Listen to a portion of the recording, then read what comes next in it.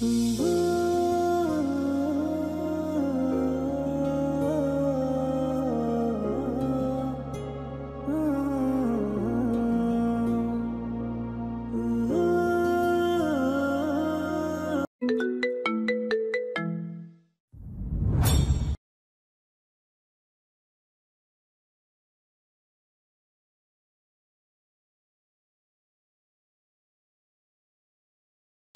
আ আ সাপ আমার দর্শন করেছে। ভয়াবহ রকম চেঁচিয়ে জানালো ডালিয়া। তার চিৎকারে জঙ্গল যেন নড়ে চড়ে উঠল। মিম ঝাঁঝালো কণ্ঠে সজোরে চর বসিয়ে দিয়ে শুধালো। ধর্ষণ না দংশন হবে গর্ধপ। সেকেন্ড কয়েক কাঁদো কাঁদো নয়নে তাকিয়ে ফের যখন সাপের কথা মনে ওঠে, তখনই পুনরায় চেঁচাতে আরম্ভ করে ডালিয়া। ততক্ষণে ট্যান্টের ভেতর থেকে সকলেই উপস্থিত হয় ঘটনাস্থানে। মিম ডালিয়ার মুখ চেপে দাঁতে দাঁত পিষে জানালো। স্টপ। সাপটি কেবল পা ছুঁয়ে চলে গিয়েছে, তোকে কামড় দেয়নি। ডালিয়া এবার ক্ষান্ত হলো। মিম হাত সরিয়ে নিয়ে মাথায় গাঁটটা মেরে জানালো। ফালতু তামাশা জুড়ে দিয়েছে। ভাবশীল স্বরে উপস্থিত এক ক্লাসমেট ঈশা বলে। তোমাদের ড্রামা শেষ হলে টেন্টে যেতে পারি? রাগে মিম চোয়াল শক্ত করে অভিনয় করে জানায়। না বোন, যাস নে, তোকে খুব মিস করব চলে গেলে। সকলে হেসে ফেলে। ঈশা বিরক্তিতে ডিসগাস্টিং বলে প্রস্থান করে। তার সাথে অনেকেই ফিরল ট্যান্টে। হাতে গোনা কয়েকজন রয়ে গেছে সেখানে। তারা উৎসুক হয়ে চেয়ে আসে মূল ঘটনা জানার জন্য। অনার্সের ফাইনাল পরীক্ষার পর শিক্ষার্থীরা একত্রে ক্যাম্পিংয়ে এসেছে। তারা মোট ছিল ২০ জন। ছেলেরা ১১ জন, মেয়েরা ছিল ৯ জন। পরিবারের মতদ্বিধতা থাকা সত্ত্বেও মিম ডালিয়া এসেছে। এজন্য তারা নিজেদের একটু বেশি সেফ রাখার দায়িত্বে আছে। তাদের মধ্যে প্রধান গাইড হিসেবে রয়েছে রবি। সে এসে তাদের পাশে বসে দৃঢ় গলায় জানালো। ভয় পেলে চলবে? বলো ডালিয়া, তুমি সব কিছুতে এত ওভার রিয়াক্ট করো কেন? তোমার পা ছুঁয়ে সাপের চলাচল হলে তখন বুঝতে। রাগান্বিত গলায় জানায়। মানে কি হয়েছে এটা বলো। রবি জানতে চাইল। ডালিয়া একটু নড়ে চড়ে বসলো, বলল। আমি বসে গান শুনছিলাম ব্লুটুথে, হঠাৎ 1 মিনিট বাদে অনুভব করলাম পায়ের ওপর থেকে কিছু যাচ্ছে, শীতল কিছু। তাকিয়ে দেখি সাপের লেজ পা ছুঁয়ে নেমেছে। সেকেন্ড কয়েক বোঝার পরই চিৎকার দিলাম। ভাবলাম সাপ দর্শন করেছে, তবে সেটা ভুল ধারণা ছিল। মিম কটমট করে বলল। তুই বাদ দে। বলে ও থেমে গেল। আমি বলত না। তেরে ফুরে বলল। ব্যঙ্গাত্মকভাবে হেসে মিম জানালো। তোর মতো বলত আরো দেখেছি, তুই কেবল প্রথম না। মোটেও বলত না আমি। না বুঝে চেঁচাতি না অমন করে। ডালিয়া আঙ্গুল উঁচু বলে ক্ষোভিত গলায় কিছু বলার পূর্বেই রবি থামায়। এতক্ষণ আহাম্মক হয়ে ঝগড়া দেখছিল। বাকিরা যারা ছিল তাদের ঝগড়া দেখে আগেই চলে গেছে। রবি বলে। গাইস, বিষয়টি এখানে অন্তিম করা ভালো। ফিরে যাও ক্যাম্পে। সকালে জঙ্গল ঘুরে দেখতে হবে, এজন্য খুব ভোরে উঠতে হবে। মিম মাথা দুলিয়ে সায় দিয়ে ডালিয়াকে সঙ্গে নিয়ে ফিরল ট্যান্টে। মিম ঘুমানোর সময় ফোন চেক করে দেখলো বাবার কয়েকটি কল। ইগনোর করে ঘুমিয়ে গেল। কিঞ্চিত অভিমান নিয়ে এক প্রকার বন্ধুদের সাথে ক্যাম্পিংয়ে এসেছে মিম। মা ব্যতীত বাবা তার একমাত্র ভরসা। তবে মাঝে মধ্যে বাবা মায়ের অভিমানগুলোর পাল্লা খুবই ভার হয়ে যায়। রাতে চাঁদের সৌন্দর্য অপরূপ ও মুগ্ধকর। আকাশের বিশাল কালো মেঘের মাঝে জ্বলজ্বল করে চাঁদ যেন এক স্বর্গীয় আলোয় উৎস। তার কোমল সাদা আলো পৃথিবীকে এক মোহনীয় ছন্দে ঢেকে রাখে। চাঁদের আলোয় চারপাশ আলোকিত হয়ে ওঠে। নিস্তব্ধতার মাঝে যেন এক প্রাকৃতিক সৌন্দর্যের প্রদর্শনী দর্শন করছিল তেহবিন আনসারি। পরনে আর্মির পোশাক। এছাড়া পোশাকের সাথে শক্ত বুট, চওড়া বেল্টও দেখা যাচ্ছে। কেবল মাথায় ক্যাপ ছিল না। আর্মির সেকেন্ড লেফটেন্যান্ট ও লেফটেন্যান্ট পদে কিছু অভিজ্ঞতা অর্জনের পর অফিসারদের ক্যাপ্টেন পদে পদোন্নতি দেওয়া হয়। তেহবিন এখন সদ্য ক্যাপ্টেন হয়েছে। তার এই অর্জন এতও সহজ ছিল না। ১৯ বছরের অভিজ্ঞতার পর অর্জিত স্বপ্ন এখন বাস্তবায়ন হয়েছে। কত শক্তপোক্ত পথ পাড়ি দিয়ে এত দূর আসা। এসবই ভেবে বুক ভরে নিঃশ্বাস টেনে নেয়। তখনই পকেটে থাকা ফোনটি ভাইব্রেট হয়। হাত বাড়িয়ে বের করে মায়ের নাম্বার দেখে স্বল্প বিরক্ত হয়ে রিসিভ করে। ওপাশ থেকে তাহমিনা বেগম নরম স্বরে কিছু বাক্য বললেন, যা শুনে দ্রুতই বিনা বাক্যে ফোন রেখে দেয় সে। ফিরে যায় তার বাসস্থানে। এখানে মিশনে এসেছে তারা। এটা সফল হওয়ার পরিকল্পনা আঁটবে কিভাবে তা ভাবতেই মিটিং রুমে ফিরল। চট্টগ্রামের লোহাগাড়া উপজেলায় চুন্নিতি এলাকায় তাদের আর্মি ক্যাম্পটি। এই ক্যাম্প পার্বত্য চট্টগ্রামের নিরাপত্তা বজায় রাখা এবং সন্ত্রাস দমন কার্যক্রমে গুরুত্বপূর্ণ ভূমিকা পালন করেন তারা। কিছুদিন যাবৎ এখানে সন্ত্রাসীর আনাগোনা বেড়েছে। তাদের ধরা নিয়েই মূল মিশন এখন। হোয়াইট বোর্ড মার্কার দিয়ে প্রতিটা পদক্ষেপ বুঝিয়ে দিচ্ছে জুনিয়র আর্মিদের। চুন্নিতি বন্যপ্রাণী অভয়ারণ্য চট্টগ্রামের লোহাগাড়ায় অবস্থিত, যা বিভিন্ন প্রজাতির বন্যপ্রাণীর জন্য বিখ্যাত। বাংলাদেশের প্রাকৃতিক বৈচিত্র্য এবং বন্যপ্রাণীর বাসস্থান হিসেবে গুরুত্বপূর্ণ এই স্থান। নাম না জানা অনেক পাখির কলরব শুনতে শুনতে ঘুম ভাঙে মিমের। বাইরের এক চক্কর দিয়ে দ্রুত সব কাজ সারছে। কিছুক্ষণ বাদেই সবাই ঘুম থেকে উঠে ফ্রেশ হয়ে খেয়ে একত্রে বের হয় জঙ্গল পরিদর্শনের জন্য। 5 জন মিলে 4টি টিম বানিয়ে একত্রে এগিয়ে যাচ্ছে আঁকাবাঁকা পথ ধরে। প্রতিটা পদক্ষেপে তীক্ষ্ণ নজর ছিল রবির, কারণ ওদের টিমের লিডার ছিল সে। রবি, মিম, ডালিয়া, ঈশা ও সাফি, তারা 5 জন ছিল একই টিমে। সারি সারি নাম না জানা গাছপালা ও বিভিন্ন রকম লতাপাতা সরিয়ে পায়ে পায়ে এগিয়ে চলছে তারা। টানা 2 ঘন্টা হাঁটার পর এক স্থানে বিশ্রাম নিল। পানি সহ শুকনো খাবার খেয়ে পুনরায় এগোচ্ছে। মিম ও ডালিয়া একসঙ্গে ছিল সবার পেছনে। ফোনে ভিডিও ও ছবি ক্যাপচার করতে করতে যাচ্ছিল। আরও আধা ঘন্টা পথ ধরে এগোয়। জঙ্গলের অনেকটা গভীরে প্রবেশ করেছে তারা। ভাবছে ভালো স্থান পেলে সেখানেই টেন্টের ব্যবস্থা করবে। পারছি না হাঁটতে। বলেই মিম হয়রান হয়ে সেখানে বসে পড়ে। ডালিয়াও বসে। বাকিরা এগিয়ে যাচ্ছে আগে। হঠাৎ শ্রুতি মধুর পাখির ডাক শুনে গাছের ডালে তাকায়। দ্রুতই সেটিকে ক্যাপচার করার জন্য এগিয়ে গেল মিম। পেছন থেকে ডালিয়াও ছুটল। লম্বা কালো লেজ ও ঠোঁট ছিল সরু। মাথায় আকাশি রঙের পালক এবং লেজটা ছিল কালো।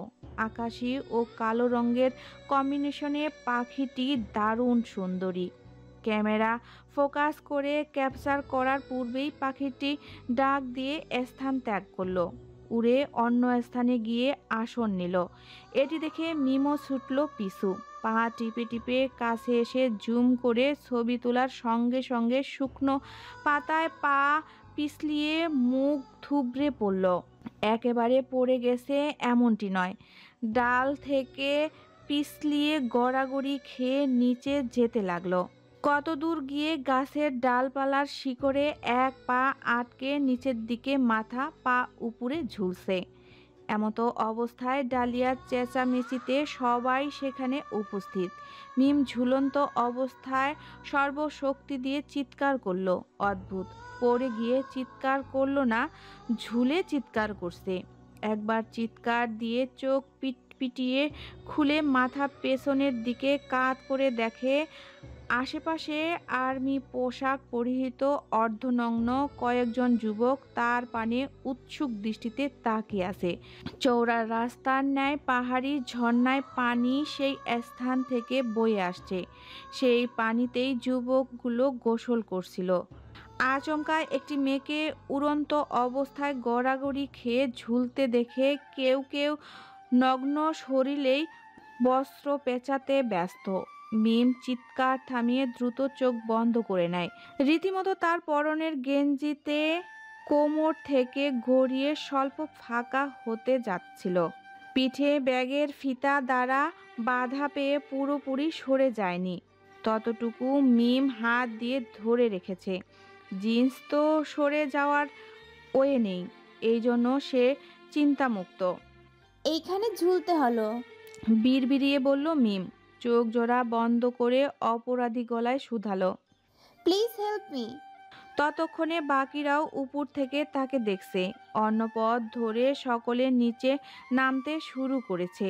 তেহবিন শরীরে হাফ হাতা গেঞ্জি জড়িয়ে একজন জুনিয়রকে উপরে চড়ার সিদ্ধান্ত দেয়।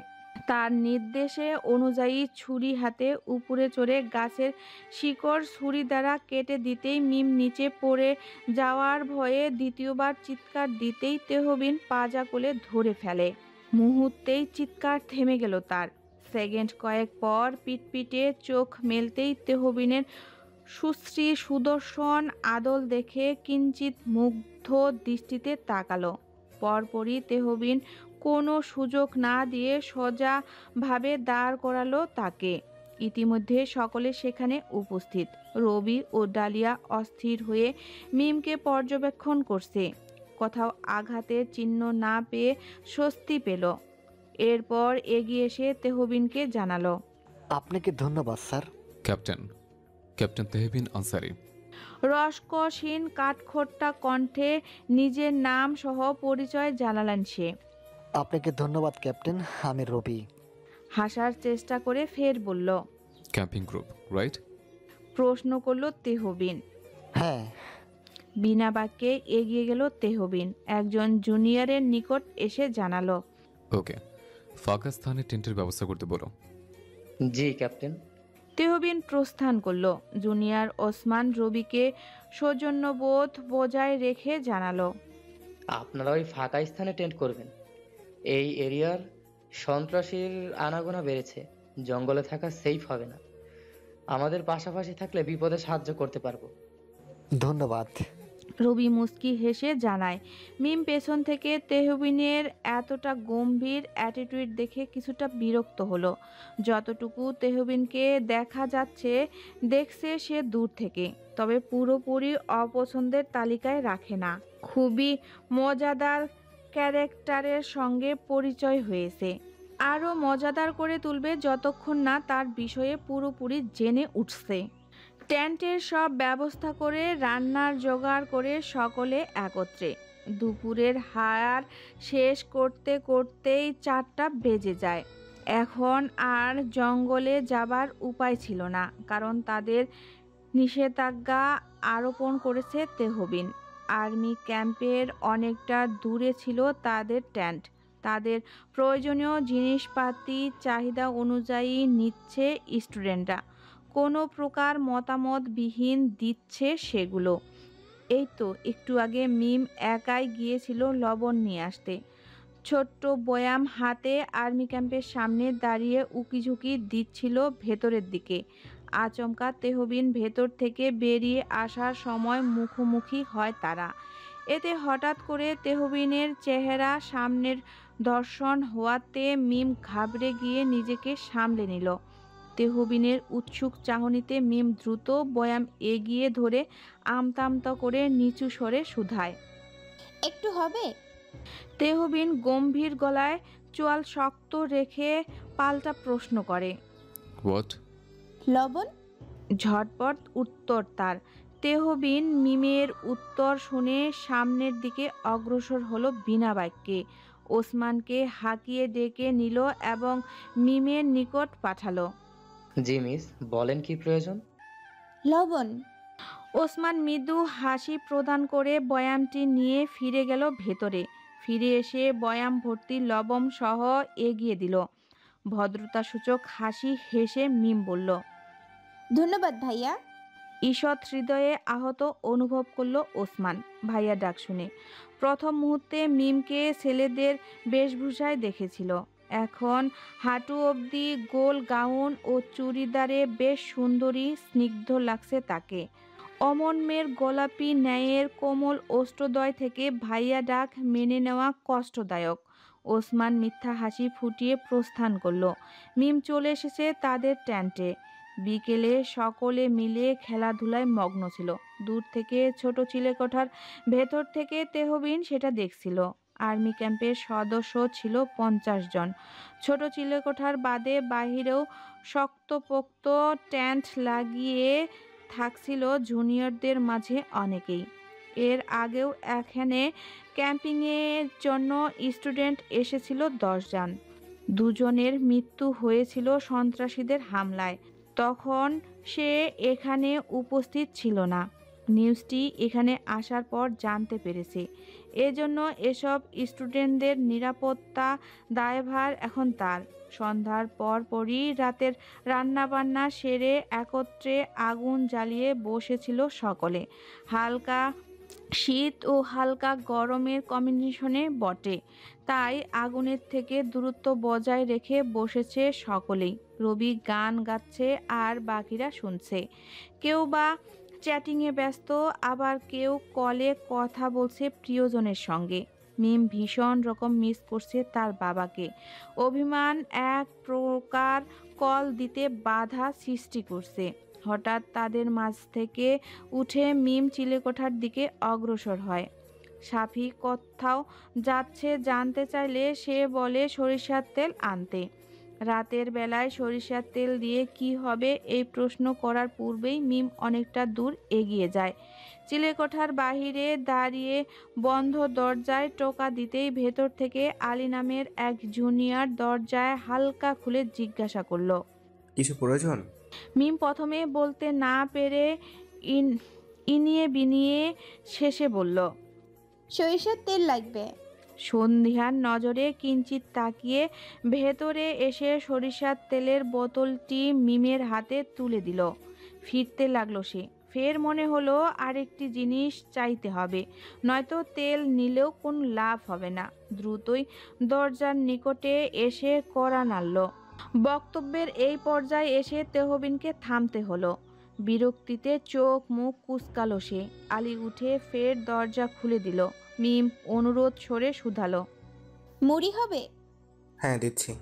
আলী ভেতর থেকে মুড়ির বড় কন্টেনার থেকে পলিথিনে কিছু মুড়ি সংগ্রহ করে তার হাতে তুলে দিল। মিম ফের ধন্যবাদ জানিয়ে বিদায় নিল। সেই আগের স্থানে এসে সরিষার তেলের সঙ্গে মুড়ি মিশিয়ে খেতে লাগলো। এই খাবার তার ভীষণ ভালো লাগে। ছোটবেলা থেকেই নানির সঙ্গে একত্রে সেটি খেত। তার কারণেই এই খাবারটি উৎস শিখা। তিনি এখন জীবিত না থাকলেও তার এই খাবারের কারণে মনে করিয়ে দেয় সুখময় রঙিন স্মৃতিগুলো। মিম কষ্টগুলো দমিয়ে রেখে আপন মনে খাচ্ছে।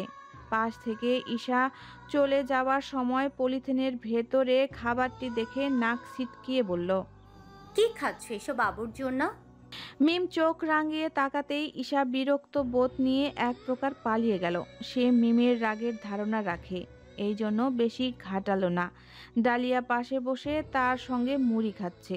তারও ভালো লাগে সেটি। প্রায় মিমের সঙ্গে মিলে তেলের মুড়ি মাখা খেত। রাতে 4 জন জুনিয়র পাহারায় ছিল পুরো ক্যান্টনমেন্টের পাশেই। মিম চুপি চুপি উঠে গায়ে সাদা রঙের লম্বা ওড়না পেঁচিয়ে বের হলো। হাতে ছিল সেই সাদা রঙের মুড়ির মোচা। হামাগুড়ি দিয়ে হেঁটে ঈশা টেন্টের কাছে এলো। একটি টেন্টে 2 জন করে ঘুমিয়েছিল, তবে ঈশা একাই ছিল। কাউকে সঙ্গে নেয়নি তার ইগোর চোটে। ডানে বামে একবার তাকিয়ে ঈশার টেন্টের ভেতরে কৌশলে প্রবেশ করলো সে। গভীর ঘুমে মগ্ন ছিল ঈশা। মিম বুকের উপর চড়ে ভুতুরে মাস্ক পরে মৃদুভাবে গালে চড় দিল। সঙ্গে সঙ্গে ঈশার চোখ খুলে ভয়ে চিৎকার দিতে নিলেই মিম মুখ চেপে ধরে। ভয়ে ঈশার জান প্রাণ উড়ে উড়ে যায় অবস্থা। মিম ঈশার চুপ থাকতে বলে উঠে বসলো। মুড়ির মোচাটি এগিয়ে দিয়ে খেতে বলল। তেলে মাখানো মুড়ি দেখে ঈশার সন্দেহ হয়। অপকটে বলেই ফেলে, মিম ইউ। মিম ভয়ে চেঞ্জ করে রাগান্বিত গলায় খেকিয়ে বলল, খাবার নিয়ে অপমান অবগ্র পছন্দ নয় আমার। আমি চুলতির ভূত। খেয়ে নে মুড়িগুলো, নয়তো তোকে খেয়ে ফেলবো। বলার সঙ্গে সঙ্গে নাক মুখ কুচকিয়ে ভয়ে ঈশা মুড়িগুলো খেতে লাগলো। সরিষার তেলের ঝাঁজে নাক জ্বলছে প্রচুর, তবুও কান্নারত চোখে মুখে খাচ্ছে। অর্ধ অবধি খাবার পর মিম একটি স্প্রে ছিটিয়ে দেয় ঈশার মুখে। ঈশা অচেতন হয়ে ঢলে পড়ে। মিম আগের ন্যায় ঈশাকে শুইয়ে দিয়ে মোচাটি নিয়ে বেরিয়ে এলো। হামাগুড়ি দিয়ে হেঁটে নিজের টেন্টে ফেরার সময় সামনে শক্তপোক্ত এক জোড়া পা দেখে গলা শুকিয়ে এলো তার। ফাঁকা ঢোক গিলে ধীরে ধীরে মাথা তুলে তাকিয়ে দেখে তেহবিন দাঁড়িয়ে। ভয়কে জয় করে মিম মাস্কটি ওড়নার ভেতরে লুকিয়ে সোজা হয়ে দাঁড়ালো। গম্ভীর চাহনি, লম্বা চওড়া সুদর্শন আর্মি ইউনিফর্ম, চেহারায় আত্মবিশ্বাস আর মুগ্ধতার ছাপ তেহবিনের। একসাথে সর্বত্র মেপে নিল মিম। কোনো মতে হাসার চেষ্টা করে জানালো, আমি এভাবে হাঁটতে পছন্দ করি। আচ্ছা, গুড নাইট ক্যাপ্টেন। তো মিম পালানোর পূর্বেই তেহবিন পেছন থেকে মিমের ঘাড় ধরে একই স্থানে দাঁড় করালো। ভয়ে মিম এবার দৃষ্টি নত করে রেখেছে। হাতের মুড়ির মোচাটি শক্তভাবে আটকে রেখেছে। লম্বা লং গোল ড্রেসের সাথে সাদা রঙের বড় ওড়না, চুলগুলো অর্ধঘোলা। এক হাতে মুড়ির মোচা, অন্য হাতে কি তা দেখা যাচ্ছে না। মিমকে আপাদমস্তক মেপে নিয়ে তেহবিন গুরু গম্ভীর গলায় শুধালো, কি করেছ? মুড়ি খেয়েছি। বাহাতে কি লুয়েছ? মেয়েদের পার্সোনাল কত কিছু থাকতে পারে, ছেলেদের এটা বোঝা উচিত। দেখাও। তেহবিন দৃঢ় গলায় বলল। কপালে ভাঁজ ফেলে স্বল্প চোখ তুলে তাকালো মিম। ফের নত করে মিনমিন স্বরে বলল, না দেখালে হয় না? না। কড়া গলায় শুধালো। এটা আমার অন্য কিছু। মিম কটমটে চোখে তাকিয়ে রাগী গলায় জানায়, আপনি এত অসভ্য লোক, আই নো, জানতাম আমি। দেখতে চেয়েছি। Shut up. একজন ক্যাপ্টেনকে অসভ্য বলছো? তার শাস্তি স্বরূপ 10 মিনিট হাঁটু গেড়ে বসে থাকবে এখানে। নাও স্টার্ট। চেঁচিয়ে বলল তেহবিন। সরি ক্যাপ্টেন তে, আর হবে না, আমাকে যেতে দিন। ঘুমের চোখই খুলে রাখতে পারছি না, দাঁড়িয়ে থাকা তো দূর। চুপ। ধমকের গলায় শুধালো। রাতের মিশনের পরিকল্পনা সাজিয়ে সন্দিহান নজরে হেঁটে পুরো টেন্ট ঘুরে দেখার জন্য এসেছে। হঠাৎ একজনের টেন্টের ভেতরে কাউকে হামাগুড়ি দিয়ে যেতে দেখে সেখানে দাঁড়িয়ে থাকে তেহবিন। 10 মিনিটের মাত্র 4 মিনিট অতিবাহিত হয়েছে। এরই মধ্যে হাঁটু গেড়ে বসার ফলে হাঁটু ও পায়ের পেশিগুলোর উপর চাপ পড়ে এবং সেগুলো ব্যথা করতে শুরু করে তার। দুর্বার বনের উপর বসার ফলে হাঁটুর ব্যথা আরও তীব্র হচ্ছে ক্রমশ। এভাবে বসার ফলে হাঁটুতে রক্ত চলাচলও বাধাগ্রস্ত হতে পারে। আরও কয়েক মিনিট বসার পর অস্বস্তিকর হয়ে উঠে এবং পা অবশ হয়ে যাওয়ার মতো অনুভূতি তৈরি হয়। তেহবিন একইভাবে দাঁড়ানো, হাঁটুর ব্যথায় নড়াচড়া করছে প্রচুর। তেহবিন গম্ভীর কণ্ঠে বলল, বেশি নড়চড় করলে সময় বাড়িয়ে দেওয়া হবে। কোনো মতে রাগ নিয়ন্ত্রণ করে সেভাবে বসে 10 মিনিট অতিবাহিত করে মিম। এরপর তেহবিন পুনরায় জিজ্ঞাসা করে, এবার নিশ্চয়ই হাতে জিনিসটি দেখাতে অসুবিধা নেই? এরপরও আপত্তি করে মিম। তেহবিন বিরক্ত হয়ে সেখানকার জায়গা ছাড়ে। তেরা প্রকৃতির মেয়েদের সে অসম্ভব ঘৃণা করে। মিম উঠে দাঁড়ানোর পরিস্থিতিতে নেই। কোনো মতে ব্যথায় কুকরিয়ে হামাগুড়ি দিয়ে টেন্টে আসলো। পা দুটো সোজা করতেই ব্যথায় মৃদু চিৎকার দেয়। ব্যাগের ভেতর থেকে মুভ মলমটি বের করে পাশে লাগিয়ে শুয়ে পড়ে। তেহবিনের চ্যাপ্টা কাল দেখে নিবে। সকাল সকাল সবাই প্রস্তুতি নিচ্ছে জঙ্গলে যাবার উদ্দেশ্যে। শুধুমাত্র মিম যেতে নারাজ, কারণ তার পায়ে প্রচুর ব্যথা, বিশেষ করে হাঁটুতে। খেয়ে ব্যথার ঔষধ নিল। তখনই ঈশা তেড়ে ফুঁড়ে টেন্টের ভেতরে প্রবেশ করলো। চেঁচিয়ে চেঁচিয়ে বলল, তুমি কাল আমার সাথে ভূত সেজে ফাজলামি করেছিলে মিম। ধুর, এত তাড়াতাড়ি ধরা পড়বো বুঝতে পারিনি। বাইদা মরি, কোনো প্রমাণ আছে? আত্মবিশ্বাস নিয়ে জানালো। ঈশার রাগে কিছু বলতে গিয়েও থেমে গেল। আসলেই তার কাছে কোনো প্রমাণ নেই। সে এখন যাই বলবে সবই ভিত্তিহীন। ক্রোধ নিয়ন্ত্রণ করে টেন্ট থেকে বের হতে নিলে মিম পেছন থেকে বলল, খাবার নিয়ে অপমানসূচক কথা আমার অপছন্দ, হোক সেটা যে কোনো খাবার। নেক্সট টাইম মাথায় রাখবে। নাও গেট লস্ট। ঈশা মিমের পানে এক ঝলক ক্ষোভিত চোখে তাকিয়ে বের হলো। সবাই যাবে মিম বাদে। রবি কয়েকবার যাবার জন্য ফোর্স করছিল, তবে ব্যথার পরিমাণ অধিক বেশি থাকায় সাহস হচ্ছে না। তাকে রেখেই যেতে হয়। মিম একটি সরু কাপড় বের করে টেন্টের পাশে বসলো। দূর থেকে জুনিয়রদের ছোটখাটো ট্রেনিং দেখছিল। জুনিয়ররা কাঁধে বড় বড় তক্তা নিয়ে এপাশ থেকে ওপাশ দৌড়াচ্ছিল। সবার সামনে দাঁড়িয়েছিল তেহবিন। তাকে দেখা মাত্রই চল শক্ত হয়ে এলো তার। আজকের দিনটাই তার জন্য নষ্ট হয়েছে। সেও তার এমন দিন নষ্ট করতে চায়। নীলডাউন হয়ে তীব্র রোদের মাঝে মাঠে বসে আছে মিম। তীব্র তাপ ও গরমে মাথা ঘুরতে আরম্ভ করেছে ইতিমধ্যে। তার এই শাস্তি সে তেহবিন দিয়েছে, তাতে কোনো ভুল নেই। দূর থেকে জুনিয়র আর্মিগুলো এমনভাবে হাঁটাচলা ও কার্যক্রমে মগ্ন যেন তাদের কোনো ভ্রুক্ষেপই নেই। একটি সুন্দরী রমণী শাস্তি গ্রহণ করছে মাঠে বসে। রাগ ও রোদের তাপে শরীর জ্বলছে রীতিমতো। কিছুক্ষণ আগের ঘটনা।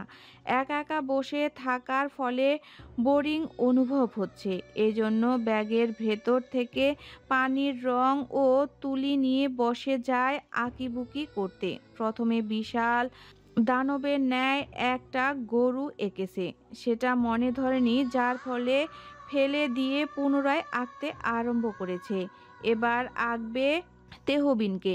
এজন্য পরিকল্পনা অনুযায়ী সব কিছু নিয়ে মাঠ ছেড়ে তাদের চিলেকোঠার নিকটে এলো। সেখানে জুনিয়র অফিসাররা সকলে ট্রেনিংয়ে ব্যস্ত।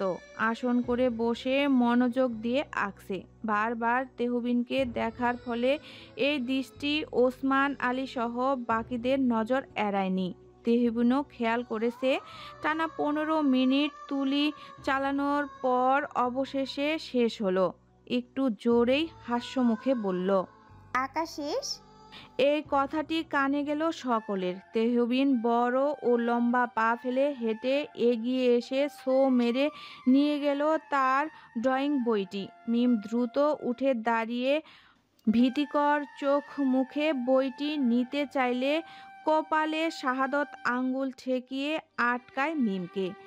এত শক্তপোক্ত সুঠাম দেহের অধিকারী পুরুষের সামান্য আঙ্গুলের শক্তিকে সে পিছিয়ে গেছে 2 কদম। তেহবিন ক্ষোভিত চোখে মিমের আর্ট করা ছবিটি দেখছে। আর্টের নিচে তার নামটিও লেখা রয়েছে। তেহবিন ক্ষুব্ধ চোখে এক পলক তাকিয়ে চোখ বন্ধ করে বড় নিঃশ্বাস টেনে ওসমান ও আলীকে খাকিয়ে ডাকলো। দুজন ছুটে নিকটে এলো। ড্রয়িং বুকটির মাঝে থাকা তার চিত্রটি তাদের সামনে তুলে ধরে গম্ভীর গলায় জানতে চাইল, আমার কান এত বড়? না ক্যাপ্টেন। ওসমান আলী উত্তর দিল।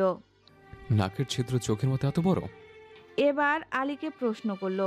আলী এক ঝলক তাকিয়ে কোনো মতে হাসি দমিয়ে স্বাভাবিক সুরে বলল, জি না ক্যাপ্টেন, না ক্যাপ্টেন। মিম কাচুমাচু হয়ে ভয়ে দৃষ্টি নত করে রেখেছে। তেহবিনের কথাগুলো অপমান সূচক। আমার ঠোঁট ছোড়া কি পাতার মতো চওড়া? কাঁধ কি ঘাড়ের সঙ্গে মেশানো? চুলগুলো কি বলদের মতো? হাতের আঙুলগুলো কি বিশাল মোটা বেটে? ফের একসঙ্গে এতগুলো প্রশ্ন করে জানতে চাইল তেহবিন তাদের কাছে। দুজনেই এবার ভালো করে একবার পর্যবেক্ষণ করে হাসিটা ভেতরে চাপিয়ে রেখে একত্রে বলল, না ক্যাপ্টেন। তেহবিন বইটি মাটিতে আছড়ে ফেলে আঙ্গুল উঁচু করে সাজিয়ে বলল, মাথা মোটা কোথাকার! মানুষের চিত্র যদি আঁকতে না পারো তাহলে চেষ্টা কেন করো? চেষ্টায় ক্ষতি কি? মৃদু স্বরে বলল মিম। মুখে মুখে তর্ক? মাঠের মাঝখানে 10 মিনিট নীল ডাউন হয়ে বসবে রাইট নাও। সরি, স্টপ, নাও গো। ধমকের গলায় বলল। মিম উপায়ন্তর না পেয়ে অসহায় হয়ে মাঠের মাঝখানে সেভাবেই বসলো। অবশ্য তার পায়ে আগে থেকেই ব্যথা ছিল। পুনরায় বসতে খুব কষ্ট হচ্ছে, এটা তাকে কে বোঝাবে। সে ইচ্ছে করেই তেহবিনের চিত্রটি ফানিভাবে এঁকেছে যাতে তেহবিনকে হেনস্থা করা যায়, কিন্তু তার পরিণাম এখন উল্টো হয়েছে। নিজেই শায়েস্তা পাচ্ছে আপাতত।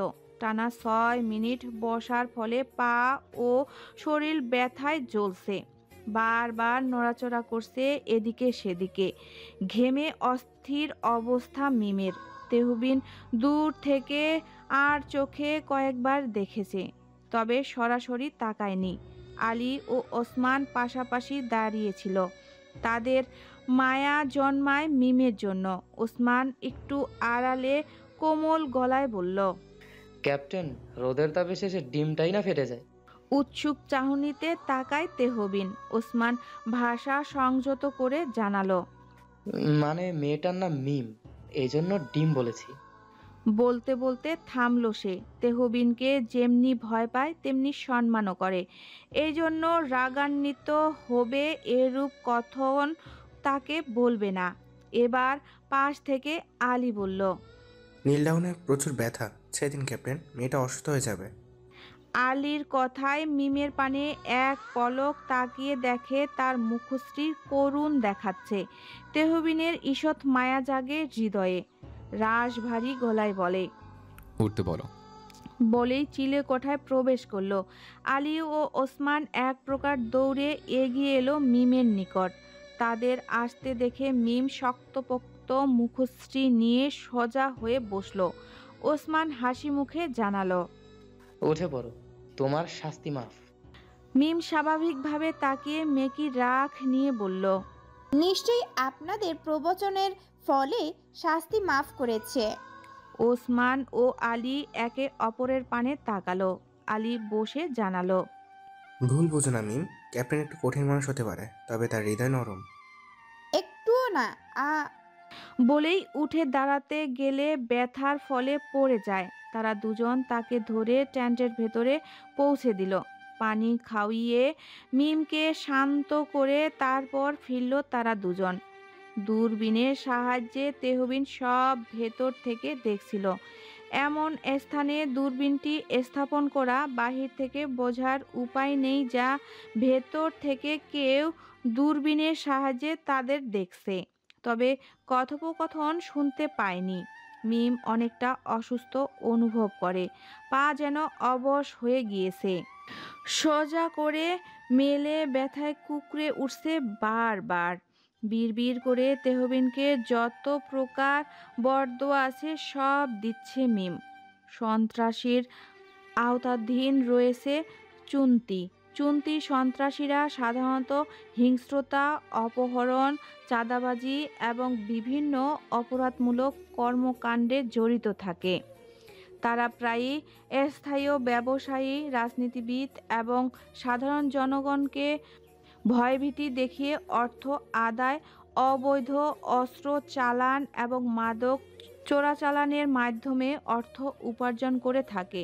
এছাড়াও চুন্তি সন্ত্রাসীরা কোনো সময় রাজনৈতিক প্রভাব বিস্তারের উদ্দেশ্যে স্থায়ী বা আঞ্চলিক পর্যায়ে হিংস্রতার মাধ্যমে পরিস্থিতি অস্থিতিশীল করতে পারে।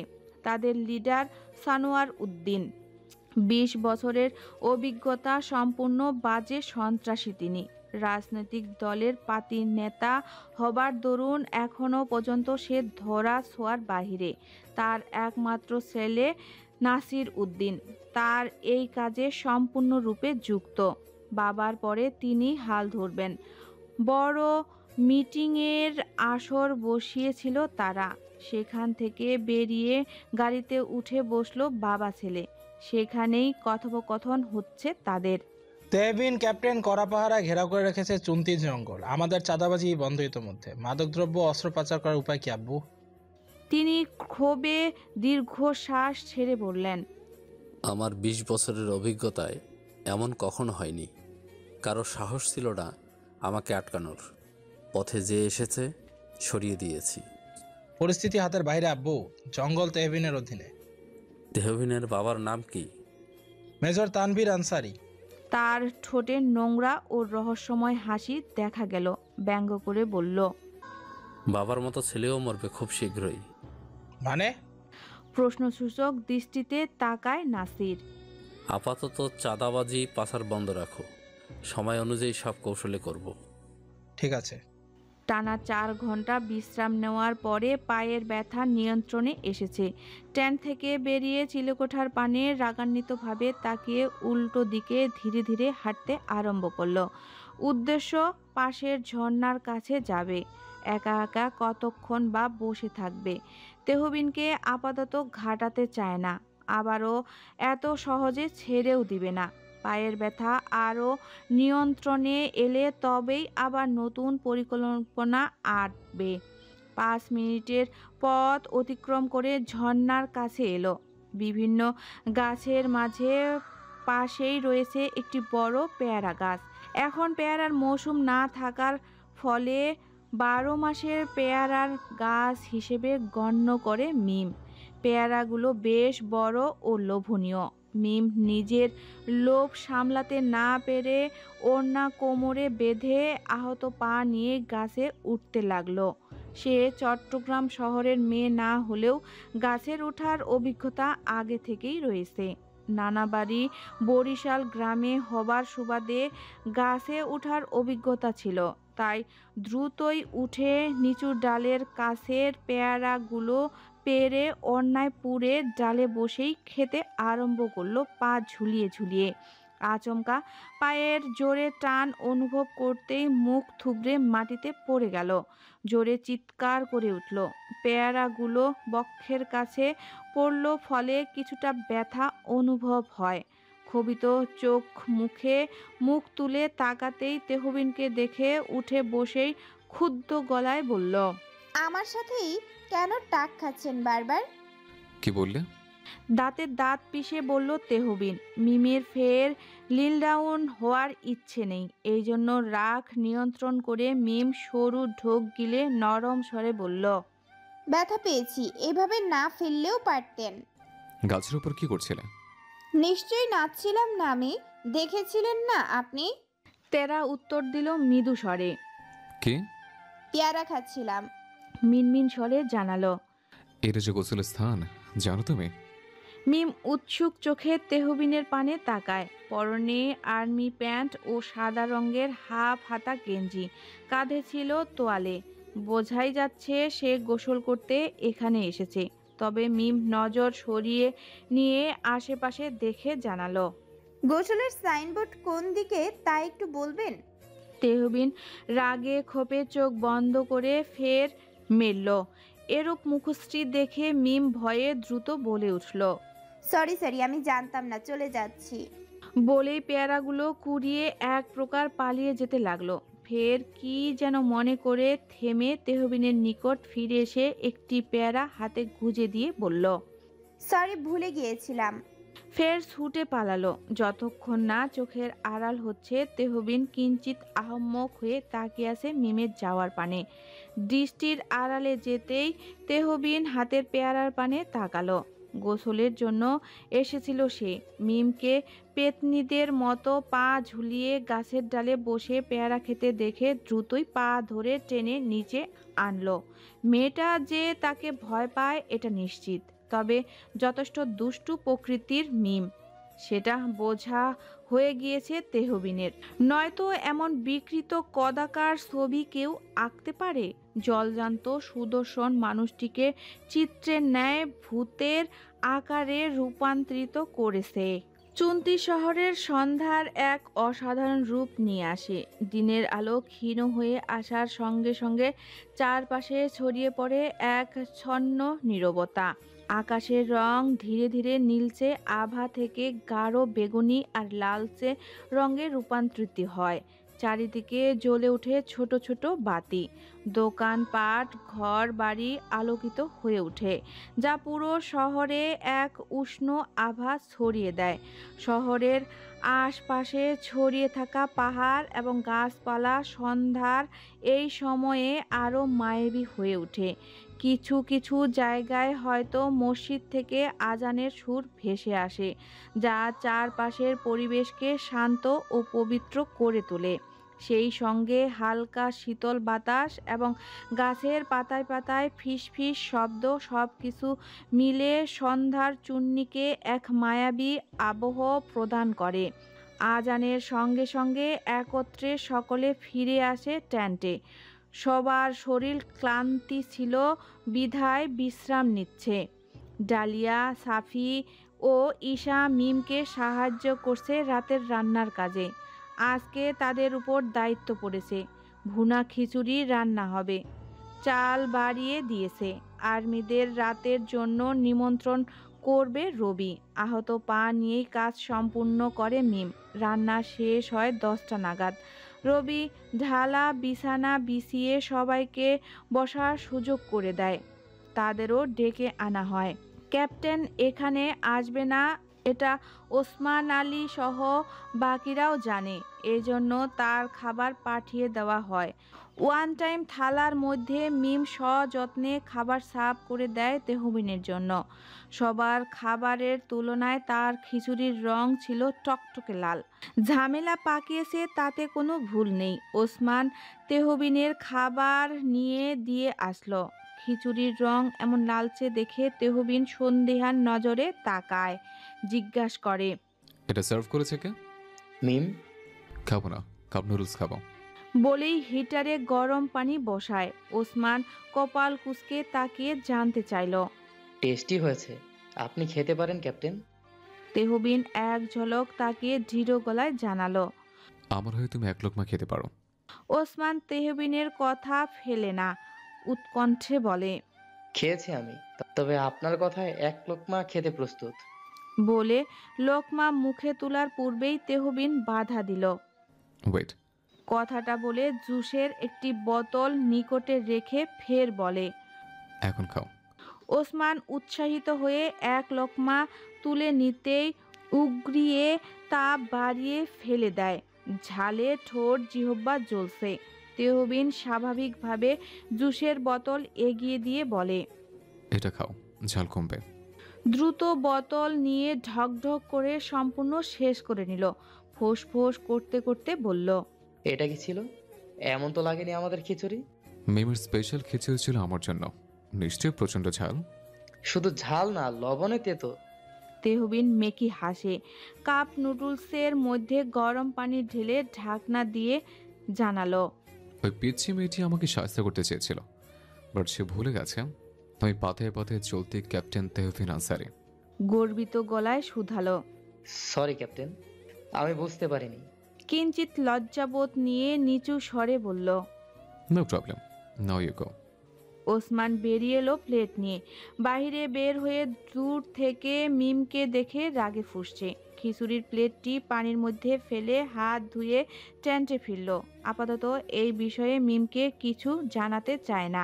এদিকে মিম ছটফট করছে, যদি একবার মুখে দেয় তবেই কেল্লা ফতে। মনে মনে এসব ভেবে খুশি হচ্ছে, তবে এমনটি তো হয়নি, হবেও না। রাতে আড্ডার আসর বসে। সাফি ও সানি গিটার বাজিয়ে গান গেয়ে সবাইকে শোনাচ্ছে। দূর থেকে অন্ধকারে দাঁড়িয়ে ত্রেহিবুনও এসব দেখছে। তার মনে পড়ে আগের কিছু স্মৃতি, যখন সে একত্রে মিলে ছোট ছোট মিশনে যেত জঙ্গলে। প্রিয় বন্ধু তোমালের সঙ্গে মিলে এভাবে গান গাইতো। প্রতিটা মিশন জয়লাভ করে ফিরত। লাস্ট মিশনে তাকে নিয়ে আর ফিরতে পারেনি। এই যন্ত্রণাদায়ক স্মৃতিগুলো তাকে ভীষণভাবে আবেগী করে তুলেছে প্রতিনিয়তে, যার দরুন এক মুহূর্ত দেরি না করে ভেতরে চলে গেল। মিম ঘুমানোর পূর্বে এক ফাঁকে রবির কাছে এলো। টেন্টের বাহিরে থেকে ডাকলে সে বেরিয়ে আসে। কি হয়েছে মিম? আমরা ফিরছি কবে? পরশুদিনের পর দিন। কেন? আমার কিছু জিনিস প্রয়োজন। কাল এক ফাঁকে মার্কেটে যাবে আমার সাথে? হ্যাঁ যাব। কখন যাবে? সকালেই বের হব। কি বলো? আচ্ছা, good night Rabi. Good night.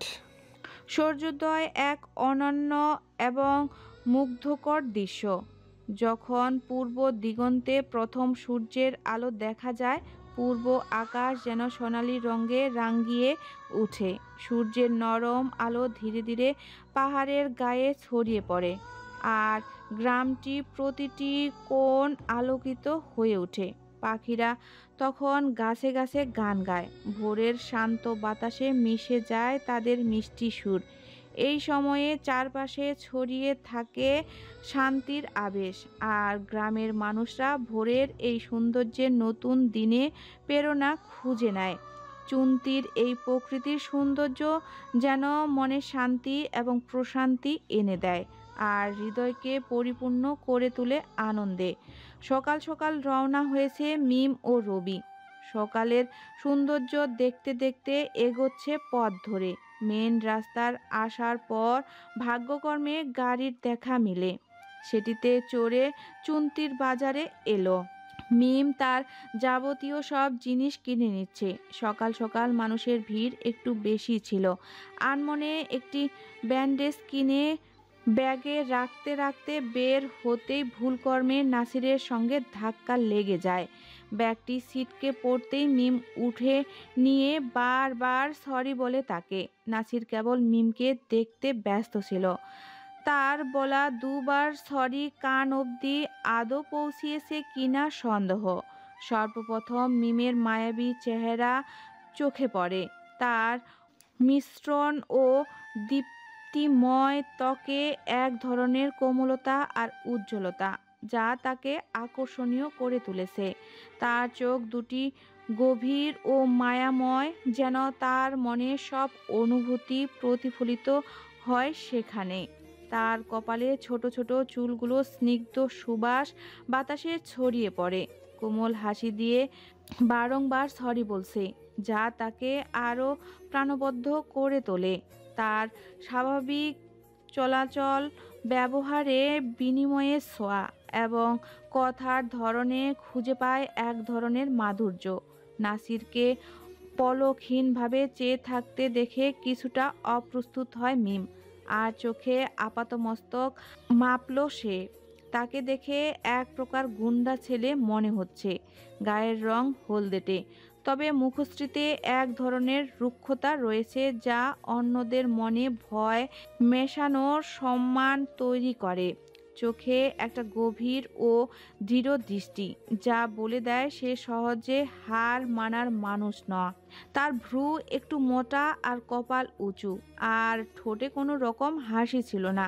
শরীর মজবুত ও বলিষ্ঠ গঠন, যেন যে কোনো পরিস্থিতি সামলাতে প্রস্তুত। তবে কেমন এলোমেলো, কিন্তু দেখে মনে হচ্ছে নতুন ধরনের সহজাত স্টাইল। নির্লিপ্ত বা চাপমুক্ত ভঙ্গিতে চলাফেরা করে বোঝা যাচ্ছে। পরিশেষে অস্বস্তি অনুভব করে মিম, বিনা বাক্যে চলে গেল। এবার নাসির পেছন থেকে মিমের যাওয়ার দৃষ্টি দেখছে। ঘোরের মাঝে তাকিয়ে রাশভারী কণ্ঠে জানায়, মেয়েটার পিছনে কোথায় থাকে, পরিচয়, সব খোঁজ খবর নে। চুন্তিতে সুন্দরী মেয়েদের মাঝে সে এক অনন্যা। নাসিরের এক লোক তার কথায় পিছু নিতে আরম্ভ করেছে। রবি ও মিম একত্রে আরও কিছুক্ষণ ঘুরে ফিরে তারপর গাড়িতে উঠে বসে ফিরে যাওয়ার জন্য। ইতিমধ্যে সেই লোক মানুষের ভিড়ের মাঝে মেয়েটিকে হারিয়ে ফেলে। ভয়ে তার গলা শুকিয়ে আসছে। নাসিরকে ফিরে কি জবাব দিবে তা বুঝে উঠতে পারছে না। 11টা নাগাদ তারা ফিরে আসে। ফোন বাড়িতে রেখে গিয়েছিল। ডালিয়া এসে ফোনটি এগিয়ে দিয়ে বলল, আঙ্কেল কল দিয়েছে কয়েকবার, এবার তো কথা বল।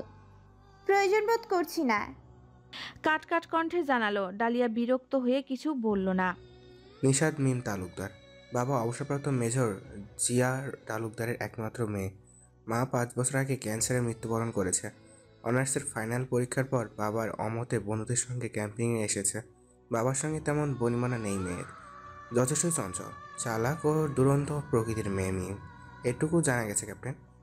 ফাইলটি বন্ধ করে আলী সোজা হয়ে দাঁড়ালো। তেহবিন এতক্ষণে মিমের পরিচয় জেনেছে। মেজর আমির খসরু তাকে কল দিয়ে মিমের সুরক্ষা নিশ্চিত করতে বলেছে, তার উপর কড়া নজর রাখার নির্দেশ দিয়েছে, কোনো প্রকার যেন ক্ষতিগ্রস্ত না হয়। এই জন্য আলীর মাধ্যমে মিমের ডিটেলস বের করেছে তেহবিন। আসতে পারো। জি বলেন।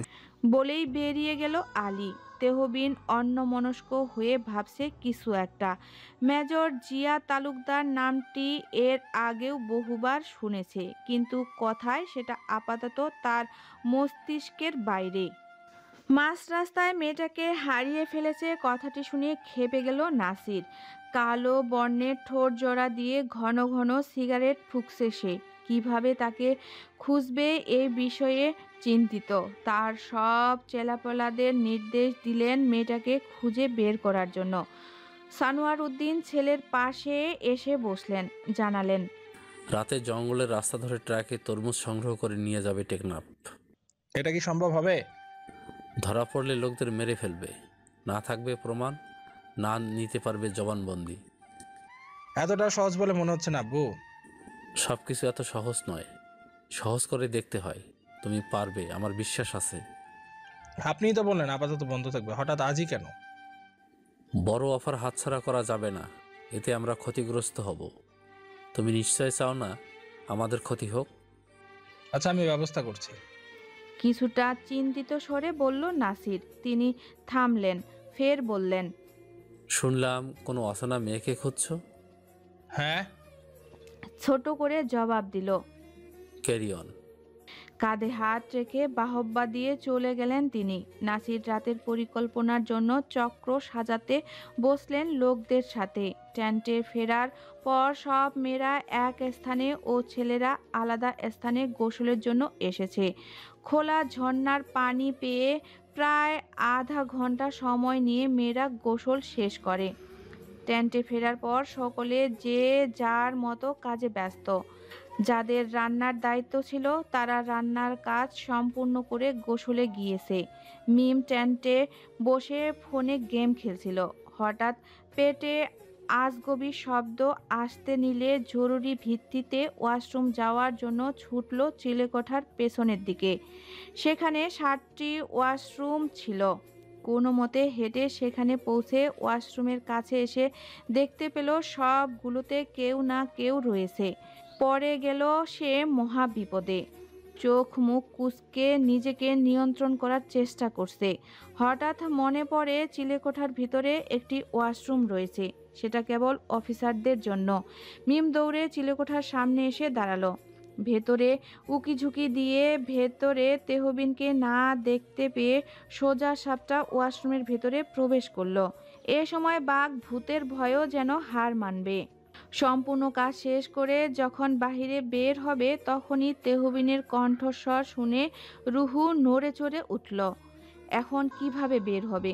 প্রবেশ তো করেছে নির্ভয়ে, বের হবে কিভাবে? প্রশ্নবোধক চিহ্ন নিয়ে ভাবছে অস্থির হয়ে। তবে এখানে বেশিক্ষণ থাকা মুশকিল। যদি তেহবিন ওয়াশরুম ব্যবহার করার জন্য আসে, এই ভেবে শুকনো ঢোক গিলে ধীরে ধীরে দরজাটি খুলল।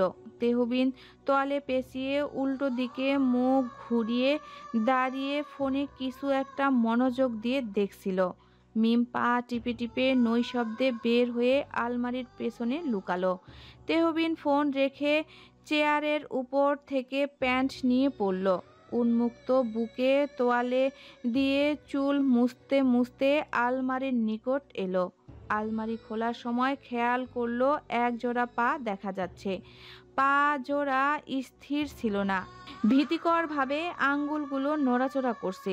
ডান পায়ের মধ্যে আঙ্গুলের রূপার আংটি দেখে চিনতে পারে এটা মিম। দরজা ঠাস করে বন্ধ করলো। মিম কেঁপে উঠলেও কোনো প্রকার শব্দ করলো না। তেহবিন মাথা কাত করে ক্ষুব্ধ চোখে দৃষ্টি নিক্ষেপ করলো। মিম চমকে উঠে শূন্য ঢোক গিলে হাসার চেষ্টা করে হাত তুলে মিনমিন স্বরে হাই ক্যাপ্টেন, বলল তেহবিন। বিরক্ত হয়ে কাঠিন্য স্বরে জানতে চাইল, এখানে কি চাই? মিম লজ্জা বোধ নিয়ে ওয়াশরুমের প্রসঙ্গ পাল্টে নিচু স্বরে জানায়, হাই বলতে এসেছি।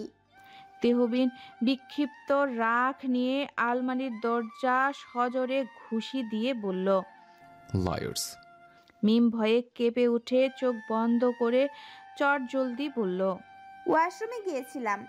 তেহবিন আলমারির কাছ থেকে সরে কাট কাট কণ্ঠে শুধালো। ফার্দার আমার পারমিশন ব্যতীত প্রবেশ করবে না। Get out. মিম এক মুহূর্ত দেরি না করে অপমান বোধ নিয়ে বেরিয়ে গেল দৌড়ে। তাকে বের হতে ওসমান দেখে ফেলে। সেও ভেতরেই আসছিল একটি কাজের সুবাদে, তবে এই বিষয়ে তেহবিনকে কিছু বলে না। ক্যাপ্টেন, আজ রাতে ট্রাকে তরমুজ যাচ্ছে টেকনাফ। ওসি বিমলের সাথে যোগাযোগ করো। গম্ভীর গলায় জানালো। একটু না হয় ওয়াশরুমেই গেলাম, এভাবে অপমান করতে হবে? বড় জাতের খবিশ। বিড়বিড় করে ট্যান্টে ফিরে এলো। ডালিয়া তাকে দেখেই প্রশ্ন ছুড়ল। কোথায় ছিলেন আপনি? ওয়াশরুমে। এতক্ষণ? বলছি শোন। রাতের ঘটনা থেকে আজকের সম্পূর্ণ ঘটনাগুলো প্রকাশ করে ডালিয়াকে। নির্বাক হয়ে সব শুনে খিলখিল করে হাসে। পর মুহূর্তেই আবার রাগ হয় তেহবিনের উপর। বলে, এমনভাবে তাকে সাহায্য করবে, তাকে শেষ আজ জীবন মনে রাখবে। আমি তার সাথে বুদ্ধিতে পেরে উঠছি না। কেন? কাল রাতের খিচুড়ি সে খায়নি। কিভাবে বুঝলি? সকালে জুনিয়র ওসমান ভাইয়া আমাকে ডেকে বলল সব খিচুড়ির তুলনায় ক্যাপ্টেন তেহবিনের খিচুড়ি বেশি সুস্বাদু ছিল, এই জন্য ক্যাপ্টেন সেটি না খেয়ে ফেলে দিয়েছে। জানতে চাইলাম আপনি কিভাবে বুঝলেন? তিনি বলল তাকে দিয়েই নাকি আগে টেস্ট করিয়েছে ক্যাপ্টেন। বাহ, ব্যাটা দেখছি বহুত চালাক। আশ্চর্য হয়ে বলল, বহুত, হাঁটুতে এখনো ব্যথা আছে, কিছু একটা করতেই হবে। মনক্ষুণ্ণ করে বলে, পরে করা যাবে না, এখন চল খেতে যাব। সন্ধ্যার দিকে চিল্লকুটার দরজা বন্ধ করে তেহবিন জুনিয়র আর্মিদের মেশনের পরিকল্পনা বাস্তবায়নের জন্য কৌশলগুলো জানাচ্ছে। রাতের অন্ধকারে মাদক পাচারকারীদের জন্য নিরাপত্তা বিশেষ কিছু কৌশল ও প্রযুক্তি ব্যবহার করে থাকে। আমাদের আয়ত্ত সেগুলো রয়েছে। প্রথম, নাইট ভিশন ও থার্মাল ইমেজিং ক্যামেরা। রাতের অন্ধকারে নাইট ভিশন ক্যামেরা ও থার্মাল ইমেজিং ক্যামেরা ব্যবহার করে মানুষ বা গাড়ির গতিবিধি শনাক্ত করা যায়। এগুলো উষ্ণতা নির্ভর চিত্র তৈরি করে, তাই মানুষের শরীরের তাপ থেকে তাদের অবস্থান শনাক্ত করা যায়। দ্বিতীয়, ড্রোন ব্যবহার। আধুনিক ড্রোনে নাইট ভিশন ও থার্মাল ইমেজিং প্রযুক্তি থাকে, যা আকাশ থেকে পুরো এলাকাটি নজরে রাখতে সহায়তা করে। পাচারকারীরা যেখানে অন্ধকারে লুকিয়ে থাকে সেখানে ড্রোন তাদের অবস্থান শনাক্ত করতে পারে। তৃতীয়, চব্বিশের অ্যাম্বুশ ও ফাঁদ। পাচারকারীদের গতিবিধি আগে অনুমান করে গোপনে ফাঁদ পাতা হয়। কোনো নির্দিষ্ট পথ বা এলাকা তারা সাধারণ নিরাপত্তার আওতায় রাখে এবং পাচারকারীদের ধরে ফেলার জন্য সঠিক সময়ে আক্রমণের অপেক্ষায় থাকে। শব্দ শনাক্তকরণ যন্ত্র। মাদক পাচারের সময় কোনো ধরনের গাড়ি বা নৌকা ব্যবহার করা হলে তাদের আওয়াজ শনাক্ত করার জন্য সেন্সরযুক্ত যন্ত্র ব্যবহার করা হয়। এই শব্দ থেকে তারা পাচারকারীদের অবস্থান সম্পর্কে জানতে পারে।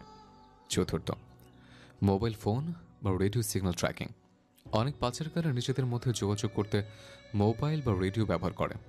অন্ধকারে ওই সিগন্যাল ট্র্যাক করে তাদের অবস্থান শনাক্ত করা যায়। বাকিগুলো না হয় পরে বলা যাবে। এই ধরনের কৌশল ও প্রযুক্তির ব্যবহারে রাতের অন্ধকারেও পাচারকারীদের কার্যক্রম শনাক্ত করে এবং গ্রেপ্তার করতে সক্ষম হবে। আশা করছি কারোর প্রশ্ন থাকছে না মনে। একজন জুনিয়র হাত তুলল। তেহবিন ইশারায় বলতে বলল, বলো। আমরা আজ কোন প্রযুক্তি ব্যবহার করব? প্রথম ও তৃতীয়। গভীর রাতে ঘড়ির স্থিরতা 3টার কাঁটায় থামল সেকেন্ড কয়েক পর। চওড়া পিচ ঢালা করা রাস্তা ধরে মাল সমেত একটা ট্রাক এগিয়ে আসছে ক্রমশে। নাইট ভিশন ও থার্মাল ক্যামেরায় গাড়ির প্রতিনিধি অনুমান করা গিয়েছে। কয়েক হাত দূরত্বে থেকেই একটি মোটা গাছ রাস্তার মাঝামাঝি ফেলে রেখে এমনভাবে রাখা হয় যাতে অনুমান করা যায় বন্য গাছ ভেঙে রাস্তায় পড়ে রয়েছে। কয়েক মিনিট বাদে দ্রুতগামী ট্রাক এসে গাড়িটির নিকট থামল। ড্রাইভিং সিটে দুজন লোক ব্যতীত আর কোনো লোক ছিল না।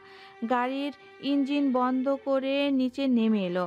গাড়িটি চওড়া ও লম্বার দিক থেকে ভালোই বড়সড় ছিল। দুজন লোকের সাহায্য সরানো অসম্ভব। একজন লোক সেখানে দাঁড়িয়ে নাসিরকে কল দিল। গাছের কথা জানতেই সাবধান করে দিল অপর প্রান্ত থেকে। তার সাবধানতা জনিত বাণী শুনে নির্ভয় কোনো মতে গাছটি সরানোর চেষ্টা করছে। জঙ্গলে ঘাপটি মেরে অবস্থান করা তাহবিন সহ জুনিয়ররা তীক্ষ্ণ নজরে দেখছে। গাছটি সরানোর সময় তেহবিন হাতের ইশারায় সবাইকে আটক করতে বলতে বলতেই চারিদিক থেকে বন্দুক তাক করে ঘেরাও করে ট্রাক সহ তাদের দুজনকে নির্ভয় লোক দুজন হাঁটু উঁচু করে দাঁড়িয়েছিল। তাদের মুখশ্রিত ছিল না ভয়ে ছিটেফোঁটা। তেহবিন একজনের কাছে এসে গম্ভীর কণ্ঠে শুধালো, ভেতরে কি? তরমুজ সহ আরো কিছু ফল রয়েছে, চেকিং করো। তেহবিনের নির্দেশে 5 জন ট্রাকের পেছনের দরজা খুলে চেক করার জন্য আই স্ক্যান যন্ত্রটি ব্যবহার করা হয়। সম্পূর্ণভাবে চেক করার পর ফল ব্যতীত মাদক দ্রব্য বা অস্ত্র ধরা পড়েনি। এজন্য ফিরে এসে তেহবিনকে এটি জানায়। কিঞ্চিত চিন্তিত দেখা গেল তাকে। আই স্ক্যান একটি পোর্টেবল ডিভাইস যা বিশেষত বিমানবন্দর ও বর্ডারে ব্যবহৃত হয়। একটি বিভিন্ন মাদকের ক্ষুদ্র অংশ শনাক্ত করতে সক্ষম, কিন্তু সেখানে সব ফলমূল ছিল ভেবে অস্থির হয় তেহবিন। তবে কি ইনফরমেশন ভুল ছিল? সেই ট্রাক সহ লোকদের ছেড়ে দেওয়া হয় ওই মুহূর্তেই। মিশন কমপ্লিট করতে পারেনি ভেবেই ক্ষোভে দীর্ঘশ্বাস ফেলে তেহবিন। সবাইকে ফিরে যেতে হবে। ইনফরমেশন কখনো ভুল হতে পারে না। এর মাঝে কোনো চক্রান্ত রয়েছে। তেহবিন জঙ্গলের এখানেই স্থির হয়ে বসে থাকে। জুনিয়র সবাই সেখান থেকে প্রস্থান করেছে। সে ব্যাগ থেকে একটি ড্রোনের উপরের অংশে আই স্ক্যান যন্ত্রটি লাগিয়ে একটি গাছের মগ ডালে বসল। সেকেন্ড, মিনিট, আধা ঘন্টা অতিবাহিত হয়ে দূর থেকে একটি গাড়ির আওয়াজ শুনতে পেল। দ্রুতই ড্রোনটি পেছনের রাস্তায় পাঠানো হলো রিমোটের সাহায্যে। ক্যামেরার মাধ্যমে দেখতে পেল মালবাহিত একটি ট্রাক অগ্রসর হচ্ছে সামনের দিকে। তেহবিন ড্রোনটি নিয়ন্ত্রণ করে সেই ট্রাকের উপর রাখলো। সঙ্গে সঙ্গে আই স্ক্যান যন্ত্রটি মাদকদ্রব্য রয়েছে বলে জানান দিল।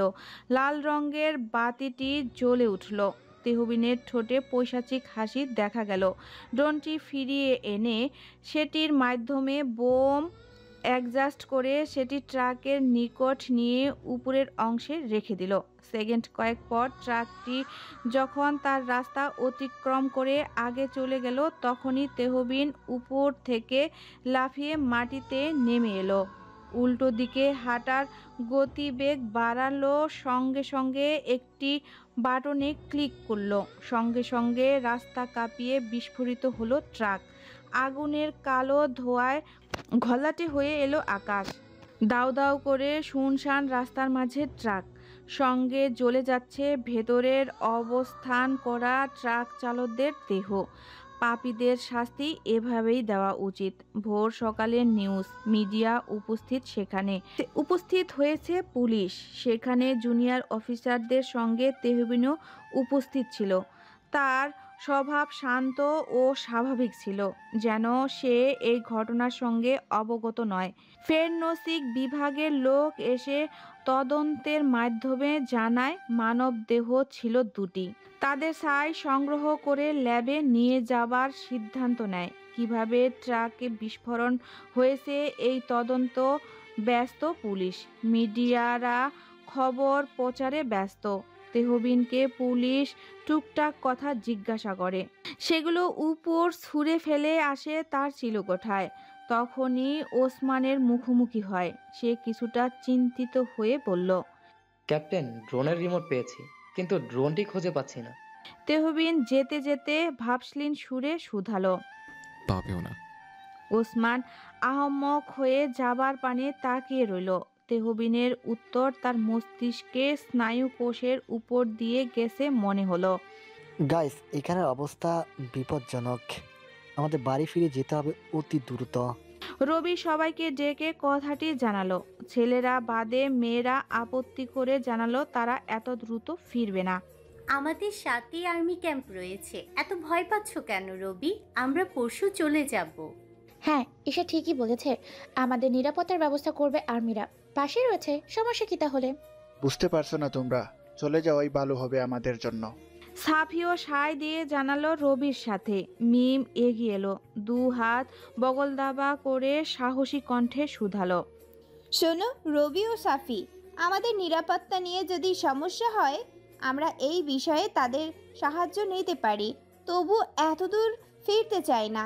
আমাদের যাত্রা যদি এখানেই শেষ হয় তাহলে দেখা নাও হতে পারে। আমরা আমাদের ক্যারিয়ারে ব্যস্ত হয়ে পড়ব। ডালিয়ার বিয়ে হয়েও যেতে পারে, আবার ইশারারও বিয়ে হয়ে যেতে পারে। দেখবে তখন আমাদের আর দেখা সাক্ষাৎ হবে না। হবেই বা কী করে? ঈশা সারাদিন থালা বাসন মাজতে ব্যস্ত থাকবে যে। শেষটুকু শুনে সকলে হেসে দিল। ঈশা অপমানিত বোধ নিয়ে চোখ রাঙিয়ে তাকিয়ে মিম নামটি জোরে সরে উচ্চারণ করল। বলো, কাছেই আছি, জোরে ডাকার প্রয়োজন নেই। সবার সামনে খাড়ার উপর অপমান করছো আমায়। মিম রাগ দেখিয়ে বলল। ওয়েট, বসে অপমান করছি তাহলে? বলতে বলতে আসন করে মাঠে বসে গেল। ঈশা দাঁতে দাঁত পিষে সেখান থেকে প্রস্থান করে। মিমের সাথে তর্ক করাই বৃথা, এজন্য কখনোই তর্কে এগোতে চায় না ঈশা। ডালিয়া হাত বাড়িয়ে দিয়ে মিমকে টেনে তুলল। রবি কিছুটা হতাশ হয়ে বলল, তাহলে তোমরা যেতে চাচ্ছ না? মেয়েরা একত্রে বলল, না। ওকে, আমি ক্যাপ্টেনের সাথে কথা বলে দেখি কি করা যায়। রবি, আমিও দেখব। হাত উঁচু করে বলল হাস্যময় মুখ। হেসে ফেলে রবি। মিমের দুষ্টুমি সূচক কথাগুলো সবাইকে হাসাতে বাধ্য করে। বর্জ্যের ন্যায় সবার উপর বিকটভাবে বিস্মিত হচ্ছে সানোয়ার উদ্দিন। বিক্ষিপ্ত রাগে ছেলেকে সহ লোকদের উপর আঙ্গুল তাক করে রাগ বর্ষণ করছেন। এই ছিল তোমার পরিকল্পনা? কিভাবে হলো এসব? আমার কোটি টাকার ক্ষতিপূরণ কে দিবে? পাগল হয়ে যাব আমি। এলোমেলো ভাবে পায়চারি করছেন তিনি। কোটি টাকায় ক্ষতিগ্রস্ত হয়েছেন তিনি, কিভাবে পূরণ করবে? আমার পরিকল্পনা সঠিক ছিল। নিশ্চিত এর মাঝে নতুন চক্রান্ত সামিল হয়েছে। নতস্বরে বলল নাসির। পুলিশরা তদন্ত করছে, তারাও বের করতে পারছে না কিভাবে বিস্ফোরিত হয়েছে ট্রাক। তারা জানতে পেরেছে মাদকদ্রব্য ছিল ট্রাকে। অজানা তো থাকার কথা না? বিভিন্ন প্রযুক্তির মাধ্যমে জেনেই যাবে, এটাই স্বাভাবিক। চিৎকার করে বললেন তিনি। আব্বু, আপনি শান্ত হন, আমি দেখছি এর পিছনে কে ছিল। নিঃস্ব করে দিয়ে বলছো শান্ত হতে? বেরিয়ে যাও চোখের সামনে থেকে, যাও। চেঁচিয়ে বলে। নাসির তার লোকদের নিয়ে বেরিয়ে গেল। দাঁতে দাঁত পিষে রাগ নিয়ন্ত্রণ করে তার এক লোক জুনিয়রকে বলল, ওসিকে কল দাও। নাক সিটকে পানের পিক ফেলল ওসি মতিন। ফোনের স্ক্রিনে নাসির নামটি দেখে নড়ে চড়ে বসলেন। এখন যে জরুরি ভিত্তিতে ভূমিকম্প হবে সে তাতে অবগত।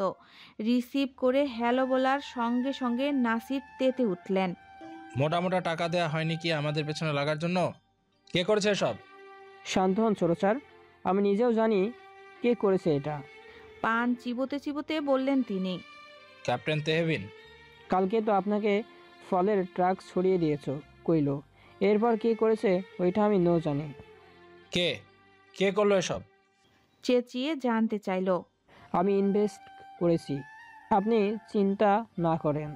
ক্ষোভিত চোখ মুখে ফোন রেখে দিল বিনা বাক্যে। বাবার এত বড় ক্ষতিপূরণের ভার পাই কে দিবে? কার হাত রয়েছে ভেবে নাসির যেন দিশেহারা।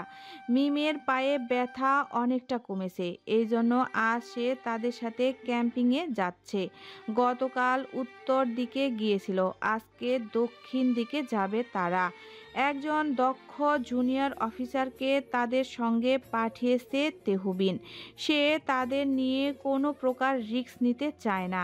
1 ঘন্টা পথ পাড়ি দিতেই মিম পায়ের ব্যথায় কুঁকড়ে বসে পড়ল। হাঁটুর ব্যথা বেড়েছে। হয়রানি হয়ে রবিকে জানালো, আমি এক পাও চলতে পারবো না, এইখানেই সমাপ্ত। আমি ফিরে যাচ্ছি, তোমরা এগো। মাথার তার ছিঁড়েছে, একা যাওয়া অসম্ভব, কিছুই চিনবে না। তার চেয়ে বরং আমরা ফিরে চলি ক্যাম্পে। আমরা কেন ফিরবো রবি? মিম চলে যেতে চাইছে, চলে যা। ঈশা ভারী সুরে শুধালো। এমনিতেই পা জ্বলছে ব্যথায়, শরীর জ্বালাতে চাইছি না। ঈশার ন্যাকা বোকা কথা শুনে তোমরা যাও রবি, আমার কাছে ফোন রয়েছে, লোকেশন জেনেই তোমাদের থেকে এগোবো। তবুও রিক্স হয়ে যায় মিম, যাস না, কষ্ট হলেও চল আমাদের সাথে। ডালিয়া কোমল গলায় শুধালো। প্রচুর কষ্ট হচ্ছে, একটু বোঝার চেষ্টা করো। সব ওই ক্যাপ্টেনের দোষ। ডালিয়া রাগ ঝেড়ে বলল। আমাদের ক্যাপ্টেন আবার কি করলো? জুনিয়র আর্মিটি উৎসুক হয়ে জানতে চাইল। কিছু না, তোমরা যাও গাইস, আমি চলে যাব। একা ছাড়া ঠিক হবে না মিম। রবি করুণ স্বরে বললেও পরবর্তী মিম তাকে থামিয়ে দেয় এবং তারা আগে যেতে লাগলো। জুনিয়র আর্মি তার ফোনটা বের করে আগে যেতে লাগলো। সবাই চলে যাওয়ার পর মিম পেন কিলার খেয়ে হাঁটার জন্য প্রস্তুতি নিল উল্টো দিকে। একটি গাছের ডাল ভেঙে ধীরে ধীরে এগোতে লাগলো। দিনের বেলায় জঙ্গলটি যতটা সুন্দর দেখায় তার চেয়ে কয়েক গুণ বেশি ভয়ঙ্কর দেখায় রাতের অন্ধকারে। অচেনা গাছগুলোর সঙ্গে কয়েকটা সেলফি তুলে অনেকটা পথ পাড়ি দিল। সে রবির লোকেশন অনুযায়ী এগোচ্ছে, যেটা তাকে জুনিয়র অফিসার দিচ্ছিল। একটা বড় গাছের ডালের উপর বসে বিশ্রাম নেবার সিদ্ধান্ত নেয়। বেলা তো যায় না কখন আবার বাঘ চলে আসে।